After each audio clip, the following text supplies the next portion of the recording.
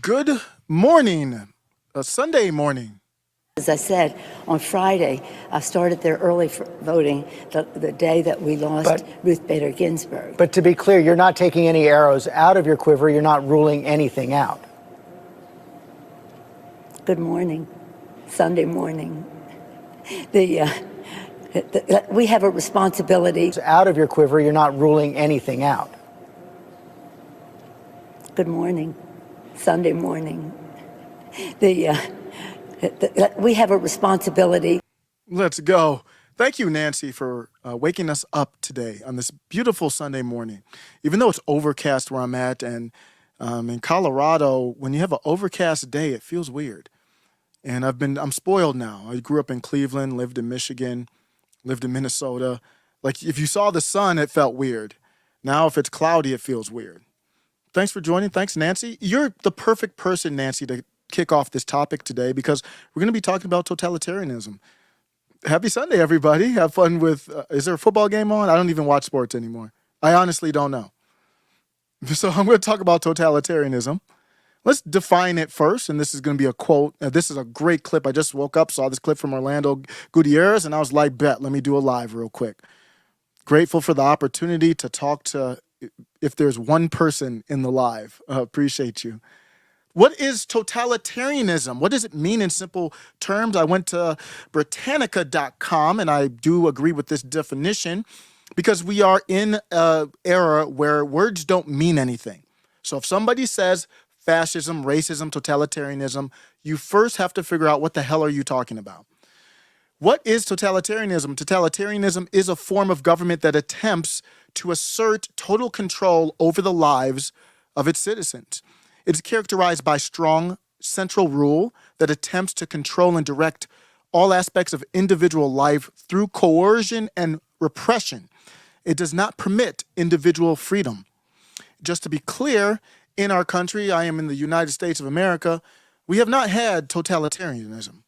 We have had people try to take us as close as they can to it while in the frameworks of our representative republic or trying to destroy the representative republic and also trying to give us the facade of it while taking us to totalitarianism. We've had that in this country going way back before the pandemic. It's been a struggle for power. There will always be a struggle for power. It doesn't matter if you reset the world to a libertarian utopia, if it's anarcho-capitalism, it will trend over time towards people trying to get power, whether through private corporations or whatever else. They will try to get total power. There will be a small portion of the population, probably 1%, that will live their lives to breed offspring, to dedicate themselves to dominating the world. That is just the nature of humans, and that's why I believe in sin. We're all flawed people. Hello, my friend. Thank you for stopping by. Just one topic. I will be in and out. It's a beautiful Sunday morning. Ghost 59 Abel. Appreciate you. So how did I get on this topic of totalitarianism? That's how I would agree with that definition. Let's take a look at this. Is a dude who I have no idea who he is until today. Never heard of him in my life. Wiki. Yeah, I was about to say, you don't have a picture of this dude? Here we go. Let's take a look at him. Orlando Gutierrez Boronat. Hopefully I pronounced that correctly. If not, I apologize. Was born in Havana, Cuba in 1965. So no matter what his politics are, he's got a unique perspective.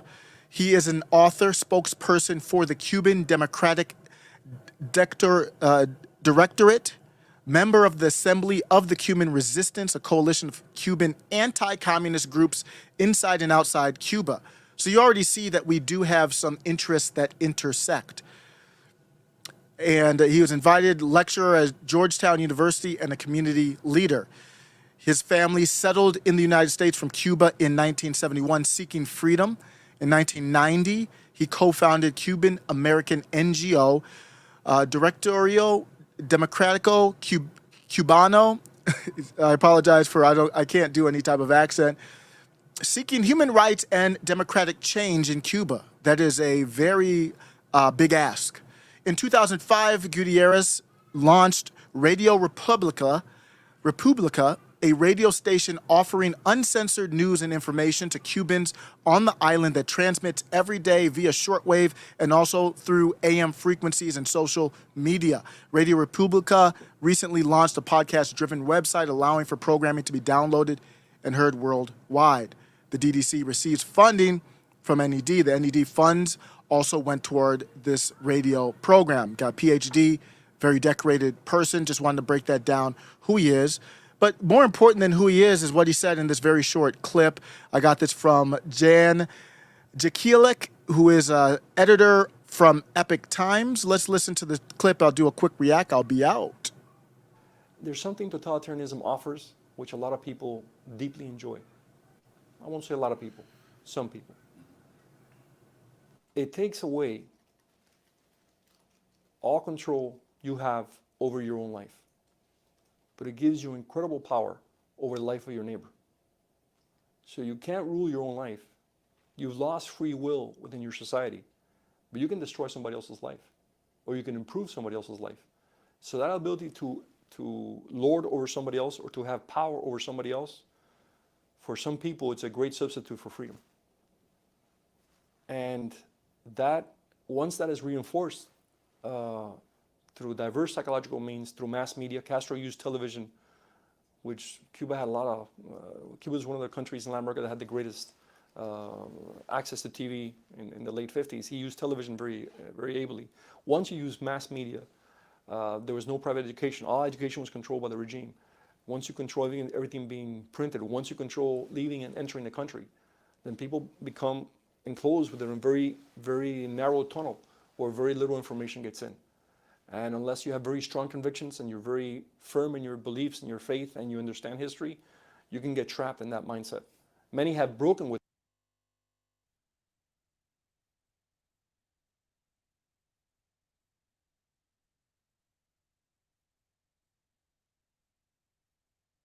I like resetting things anyway. Let's reset this. The volume was low. I like resetting things anyway. In real time, I just downloaded it and I'm amplifying the volume. Let's get it one more time, one more once. There's something totalitarianism offers, which a lot of people deeply enjoy. I won't say a lot of people, some people. It takes away all control you have over your own life, but it gives you incredible power over the life of your neighbor. So you can't rule your own life. You've lost free will within your society, but you can destroy somebody else's life, or you can improve somebody else's life. So that ability to lord over somebody else or to have power over somebody else, for some people, it's a great substitute for freedom. I'm going to interrupt just to make sure we know what we're, because when I listen to podcasts and sometimes people play clips, my mind kind of goes off. So I apologize. I'm going to interrupt. He's talking about totalitarian and he's basically breaking it down to why do people like it? Why would people want it? You want to know what happened during the pandemic? Why people still accept it? Why there wasn't a red wave in part? People like totalitarianism, believe it or not. And that, once that is reinforced through diverse psychological means, through mass media, Castro used television, which Cuba had a lot of. Cuba was one of the countries in Latin America that had the greatest access to TV in the late 50s. He used television very ably. Once you use mass media, there was no private education. All education was controlled by the regime. Once you control everything being printed, once you control leaving and entering the country, then people become enclosed within a very narrow tunnel where very little information gets in. And unless you have very strong convictions and you're very firm in your beliefs and your faith and you understand history, you can get trapped in that mindset. Many have broken with it. There is a way of breaking through it, but it's not difficult because it's a limiting of the spiritual ascension of you as an individual and of your society. You know, everything we're discussing. Notice he mentioned spiritual multiple times. That's been coming up on the channel. God, Christ has been coming up on the channel. Go back in the channel and do a Wordle search of like how many times I've mentioned God and Christ. And, you know, when the channel first started, you probably never even heard I probably never even said the words. And lately it's like every video. Spirituality. And he was talking about Cuba. Does that remind you of America? That's why people, these politicians use the word communist and socialist, and I cringe too when I hear it because they just keep talking about it, and then I say it, and it's like, well, it just goes in one ear out the other. But he's talking about Cuba. That's literally communism, and it sounds like America right now. Here is of profound significance, not just for Cubans, but for Americans, frankly, for any society which is, struggling to some extent with these questions of what does it mean to remain a free society, or what does freedom even mean? There is a kind of weird freedom to being able to influence someone else's life so profoundly. And of course, we know exactly what we're talking about. You can cancel someone by saying the right word, right? In these societies, this is the term we use here, and it's in many cases a softer version, but the principle seems to be the same. If you wrote an article against the regime, at the bottom, they'll put in a few lines saying that the author was a counter-revolutionary and the workers who put in this newspaper did not share his views. It began like that. Or Castro would use the podium to morally assassinate anybody who stood in his way. The initial president, then the prime minister, anyone who dared to oppose him, he would use the podium and the mass. There's a group of people who are being churned into a mass formation based on everything the communists and the Nazis knew about that, about how to turn a society into a mass formation. He was using that to destroy any individual who could stand in his way, to morally assassinate them. And when I see that, and I see cancel culture, it's the same script, it's the same philosophy, the same method underlying both. You go ahead, bass bro. Appreciate you, Epic Times. Appreciate you, Orlando Gutierrez. I had a quick follow-up to it, and I'll be out.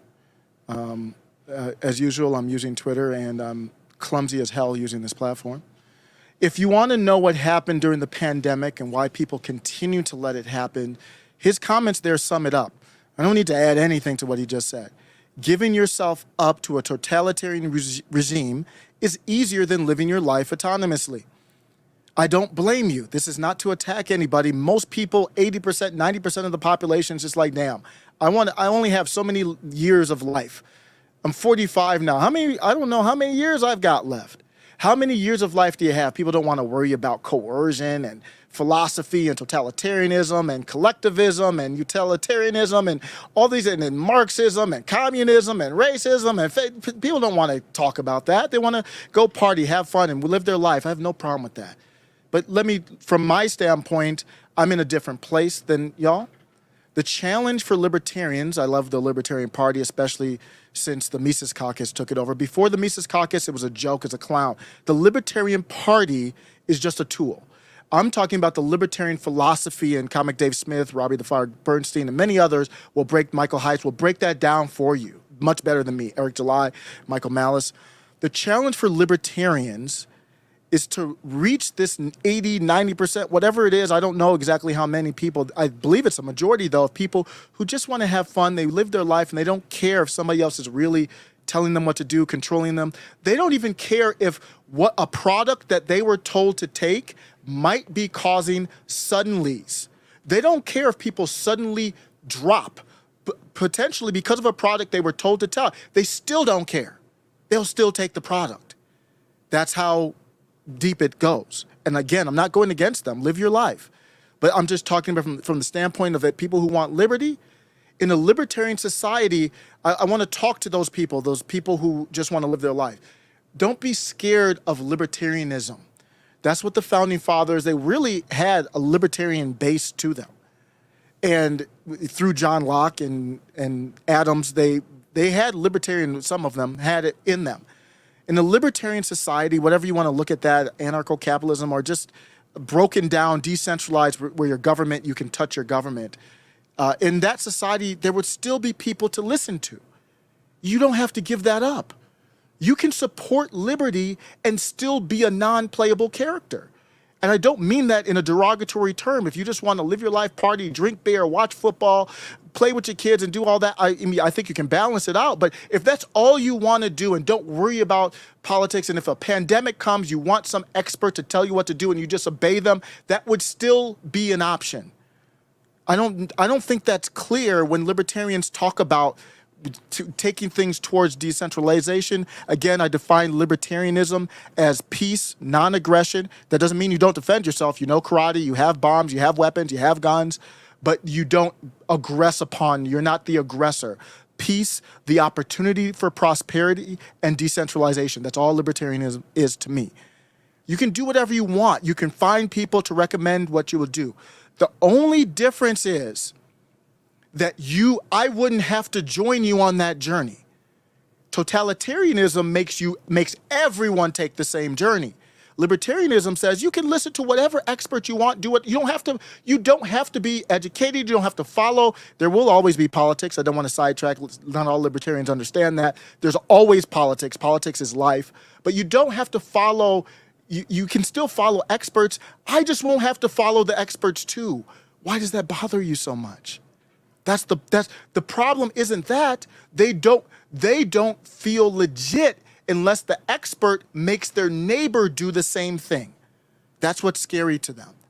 That's the challenges. The challenge to these people who don't think to themselves is that they value an authority figure. The only way they value an authority figure is if the authority figure forces someone else to do the same thing. So if you're talking about putting a muzzle on your face, if they believe in putting a muzzle on their face, that's fine. But they don't believe it's true unless there's a higher authority, not God, a higher authority telling their neighbor to put a muzzle on their face as well.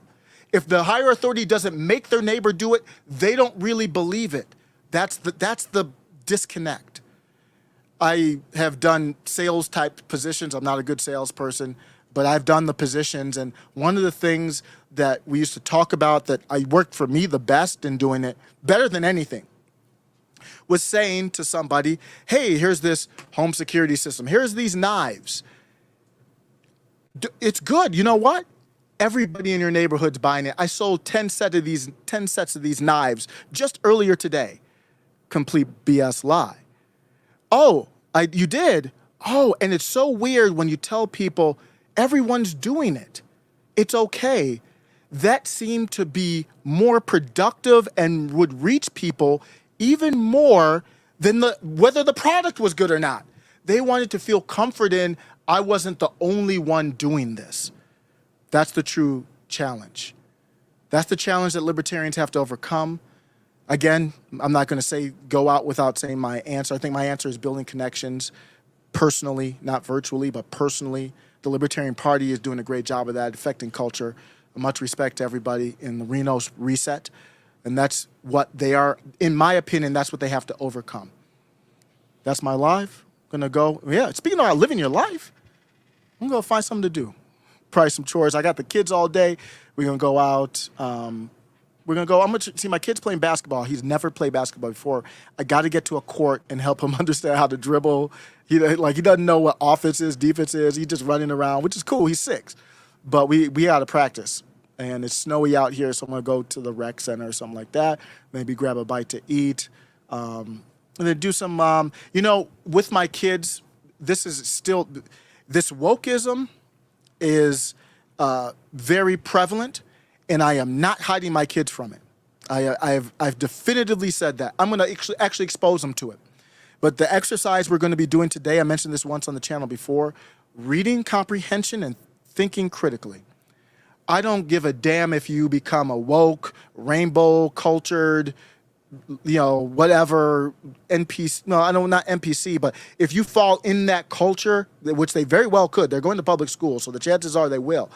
I will say that's fine as long as you can articulate to me why you're there. If your reason for why you are there is because someone told you to be there, then I failed as a parent. If you can articulate to me and then also respect my disagreements, then I know I've succeeded. So we're going to do activities with my oldest. My youngest is just doing numbers and letters and stuff. My 6-year-old, we're going to start doing chess. We're going to start doing today reading comprehension. We read a paragraph or read a story, and I just riddle him with questions. And I want to know that you understood it. If you don't understand, no guessing, read it again. And let's go. I'm excited for that today. Thanks for stopping by. Dave Smith, 2024. Perfect on topic. Poker villain. I'm so pumped for that. I do feel guilty saying it, though, because Would you really want to wish running for president on your worst enemy? But if Dave, he looks like he wants to do it. He's the best to do it. So Dave, I don't want you to ruin your family or anything else. If it's right for you and your family, I'm 1,000% behind you, bro. Isaac Hull, thank you for stopping by. God is used as a great vehicle for totalitarianism because God requires obedience. Absolutely. I was just talking with somebody last night about that, how organized religion has been co-opted for that purpose. That's why the Bible was forbidden and its translation outlawed. Isaac Hull, based as usual. This Justin, it was thank you, this Justin. It was awesome seeing you as a guest on Timcast a while back. We'll never forget that. Love that. Timcast and the crew. Great people. Thank you for the opportunity. I'm out. Peace.